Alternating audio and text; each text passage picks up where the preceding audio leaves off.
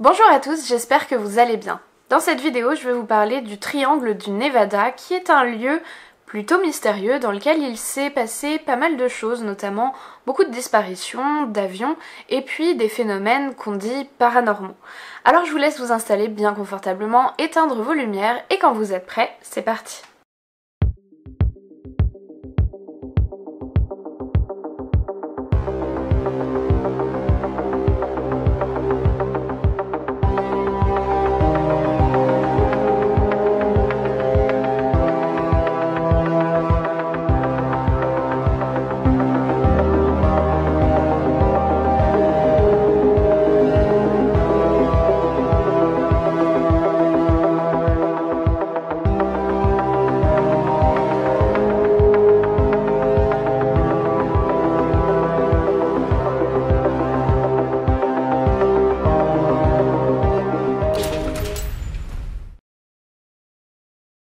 Steve Fossett était un milliardaire connu pour de nombreux exploits, que ce soit dans les airs et sur terre. Il détient 116 records mondiaux de traversées à la nage, en bateau, en montgolfière, dans différents endroits de la planète. Il a aussi gravi beaucoup de sommets, donc c'est vraiment quelqu'un qui a fait beaucoup de choses assez extraordinaires. Le 3 septembre 2007, l'aventurier est porté disparu alors qu'il a été vu pour la dernière fois en train de monter dans un tout petit avion privé dans le Nevada. Il n'a pas déposé de plan de vol et la balise de détresse de son avion n'a pas été enclenchée. À cause de ça, la zone de recherche est vraiment extrêmement grande. On parle d'à peu près 25 900 mètres carrés, ce qui est, si vous voulez, à peu près la taille de la Sicile. Et contrairement à ce qu'on peut se le représenter quand on ne vit pas aux États-Unis, le Nevada c'est pas du tout un état tout plat et complètement désertique. C'est un endroit où il y a énormément de relief, il y a des montagnes, il y a des forêts qui sont très denses. Moi je me rappelle que quand j'y ai été, c'est vraiment ce qui m'a marqué parce que je m'attendais à quelque chose de tout plat et vide et en fait pas du tout. Il y a énormément de différences géologiques et vraiment les paysages sont extrêmement variés. Les recherches officielles de la Civil Air Force durent 1 mois avant d'abandonner. Quant à la famille, elle va continuer pendant 3 mois à peu près après la disparition de Steve Fossett et au bout de ces 3 mois, elle va devoir se résoudre à demander la reconnaissance officielle de la mort de Steve Fossett. Et le 15 février 2008, un juge de Chicago reconnaît officiellement l'aventurier comme décédé. C'est un petit peu plus d'1 an après sa disparition, à la fin du mois de septembre 2008, qu'un promeneur qui était en pleine randonnée aux alentours de Mammoth Lake va découvrir un portefeuille contenant 1005 $ en cash ainsi que 3 pièces d'identité qui appartiennent à Steve Fossett, sa carte d'identité, son brevet de pilote ainsi qu'une carte de l'aviation fédérale. Cette découverte relance les recherches et le 2 octobre, la police annonce qu'ils ont découvert une épave d'avion sur le flanc de la montagne et des ossements humains. L'analyse ADN de ces restes permettra de confirmer qu'il s'agit bien de la dépouille de Steve Fossett qui est mort donc à l'âge de 63 ans. Si cette histoire elle est si intéressante au-delà bien sûr de la destinée tragique de l'aventurier, c'est parce que ce crash d'avion, il s'est produit dans une zone un peu spéciale qui est surnommée le triangle du Nevada. Et dans ce triangle, on dit qu'il y aurait plus de 2000 avions qui seraient portés disparus depuis les années 60. C'est un énorme chiffre, c'est beaucoup plus par exemple que le nombre de disparitions qu'on dénombre dans le fameux triangle des Bermudes. Après, je tiens quand même à préciser que ce chiffre, il faut le prendre avec prudence parce que c'est un chiffre qui est beaucoup donné, qui revient beaucoup mais pas dans des sources qui sont complètement crédibles à 100%. Donc c'est un chiffre qui revient beaucoup mais je ne sais pas exactement d'où il est tiré. En tout cas ce qui est important de savoir c'est qu'il y a visiblement beaucoup d'avions qui se crashent dans cette zone-là. D'ailleurs, les recherches qui avaient été menées pour retrouver Steve Fossett, elles avaient été absolument énormes. On parle d'à peu près 2 millions de $, soit la plus grosse somme qui ait jamais été dépensée pour retrouver quelqu'un aux États-Unis. Elles avaient permis de découvrir à peu près une dizaine d'épaves d'avions qui étaient portées disparues depuis parfois très longtemps et qui n'avaient pas eu autant de chances d'être assez médiatisées pour être autant recherchées. Et voilà, ça a permis vraiment de retrouver et d'élucider une dizaine d'affaires. Ces disparitions-là, comme je vous l'ai dit, elles n'ont pas été beaucoup médiatisées, elles n'ont pas eu autant de portée médiatique, mais elles avaient quand même été relevées par un certain nombre de personnes qui sont les ufologues et tous les passionnés d'extraterrestres et de paranormal. Pour eux, il y a une véritable corrélation entre tous les incidents qui arrivent dans le triangle du Nevada et une fameuse base secrète qui s'y trouve, qui se dénomme, je pense que vous l'avez deviné, la zone 51. La zone 51, qui porte tout un tas d'autres surnoms, c'est une base militaire secrète qui se trouve à l'intérieur des 12 140 km² de la Nellis Air Force Range, qui est une zone qui sert à l'US Air Force de base du coup, qui comprend à peu près 6 aéroports si je me trompe pas, et qui représente près de 250 km rien que pour la traversée de part en part. Et la zone 51, elle a été créée à partir de 1955 à l'initiative d'un officier de la CIA qui était en charge de créer des avions espions, notamment le très fameux Lockheed U-2. Et donc il avait découvert ce terrain près de Groom Lake, qui est un lac asséché, juste à côté d'un endroit qui a beaucoup servi pour des essais nucléaires dans le désert du Nevada, et c'est donc là qu'il a décidé d'installer sa base secrète pour construire des avions espions et des avions qui serviraient durant la guerre. Ce qui a participé à rendre mythique la zone 51, c'est tout le mystère qui l'entoure, puisqu'elle est vraiment top secrète, et si vous voulez, elle est restée top secrète pendant extrêmement longtemps. D'ailleurs, le gouvernement américain n'a reconnu officiellement son existence qu'en 2013, quand il a déclassifié un certain nombre de documents en rapport avec les fameux Lockheed U-2. Vous le savez très certainement, c'est l'une des zones les plus protégées au monde, c'est absolument impossible de s'en approcher. Dès que des personnes essaient, ils sont chassés par des militaires. On a quelques images quand même de cette base, des images aériennes qui ont été faites avec des satellites, des drones, etc. Il y a même un youtubeur que j'adore qui s'appelle Le Grand JD qui a fait une vidéo absolument exceptionnelle sur la zone 51 et qui a réussi à la filmer. Donc on l'a vu un petit peu de l'extérieur, mais on ne sait pas exactement qu'est-ce qu'il s'y passe. C'est un lieu qui excite du coup beaucoup de fantasmes, beaucoup de théories, beaucoup de conspirations de la part de tous les passionnés de paranormal et d'ufologie, d'extraterrestres. Ces personnes-là pensent que les États-Unis mènent là-bas dans cette base des expériences à propos de la vie extraterrestre, qu'éventuellement ils étudient des épaves de soucoupes volantes qui auraient pu être récupérées, voire même des spécimens aliens morts ou vivants. Tout ça aurait lieu dans une sorte de base souterraine absolument immense, construite en dessous de ces fameux bâtiments qu'on voit et qui visiblement servirait un petit peu de leurre pour faire croire que c'est une simple et classique utilisation militaire. Théorie à part, on ne sait pas réellement, comme je vous le disais, ce qui se passe à l'intérieur de la zone 51. Personnellement, je pense que c'est une base qui a dû beaucoup servir au moment de la guerre froide, puisqu'il y a pas mal de choses qui ont été construites, que ce soit des engins aériens comme le fameux Lockheed U-2 ou encore le très célèbre Blackbird, qui est vraiment un avion très particulier, mais aussi le développement de certaines armes. Je pense que c'est une base qui a beaucoup servi à l'époque. Je me demande vraiment si elle sert encore aujourd'hui. Je suis un peu moins sûre, je pense qu'il se passe peut-être moins de choses vraiment hyper importantes dedans. Ce que je me dis, c'est qu'éventuellement c'est tout à fait possible qu'elle serve à distraire un petit peu, puisque finalement si tout le monde est focalisé sur la zone 51 à se demander ce qui se passe dedans, quand on a notre attention dessus, on regarde pas forcément ce qui peut se passer ailleurs.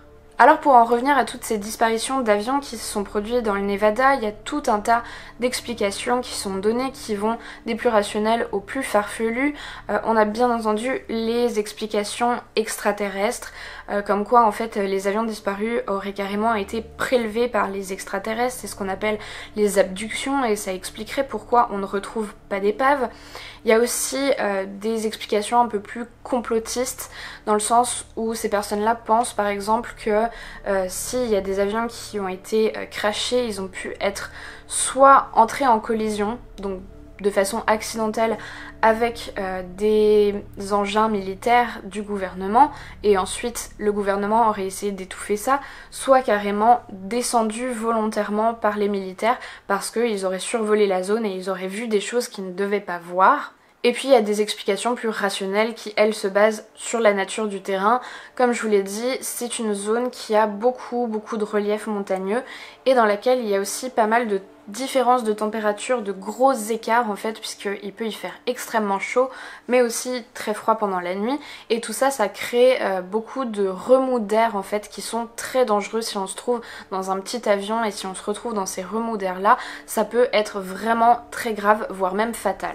Et en plus, comme je vous l'ai dit, comme c'est une zone qui est vraiment très grande, hein, c'est gigantesque, et qu'elle est très peu peuplée, eh bien il n'y a pas vraiment de personnes qui peuvent être témoins de ces accidents, et une fois qu'ils sont écrasés au sol, c'est tellement grand, c'est tellement une zone pas facile en fait, parce qu'il y a beaucoup de ravins, de crevasses, de forêts, ça peut masquer les épaves, et ça expliquerait pourquoi on les retrouve pas. Et d'ailleurs, puisque j'en suis à parler des mystères qui se produisent dans le Nevada, il y a un autre phénomène un peu étrange qui m'a toujours vraiment fascinée depuis que je suis toute petite, c'est les pierres mouvantes de la Death Valley. Je sais pas si vous en avez déjà entendu parler, mais en fait c'est vraiment un phénomène assez étrange puisque en plein milieu du désert dans la Death Valley, il y a des pierres qui semblent se déplacer toutes seules. En fait, parfois on arrive devant ces pierres et on voit comme une grosse trace laissée dans le sable, et comme si les pierres s'étaient déplacées d'elles-mêmes.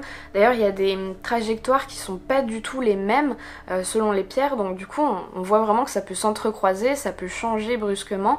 C'est vraiment assez étrange et on dirait qu'elles font ça d'elles-mêmes, peut-être la nuit au moment où on ne les voit pas.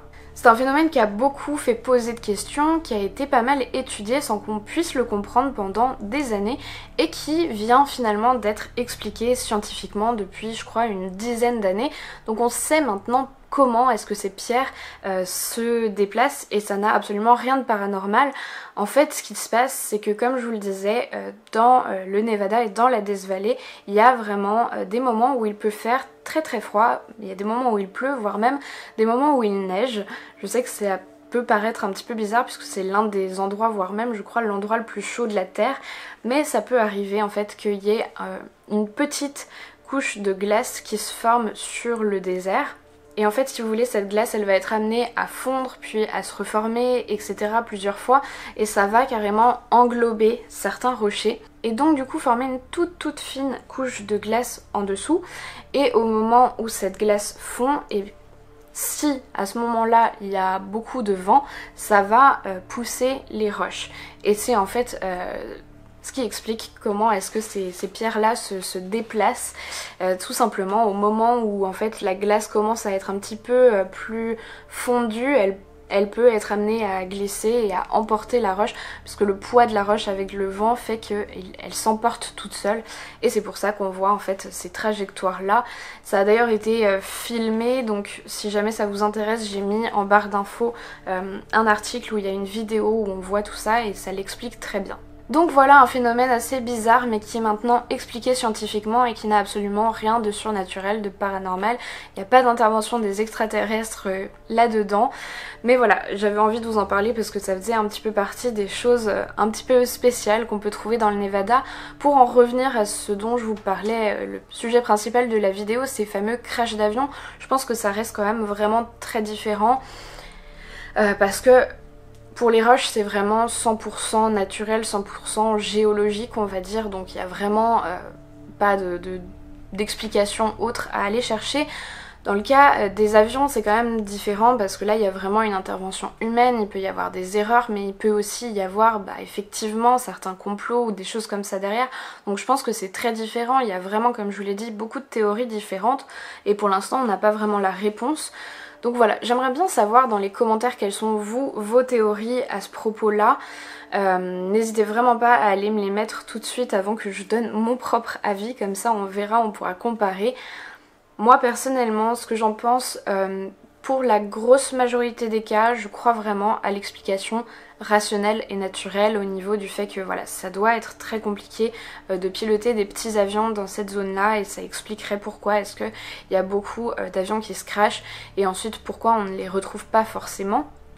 Mais je pense aussi, il y a une petite partie de moi qui croit pour certains cas potentiellement aux théorie un peu complotiste avec le gouvernement américain.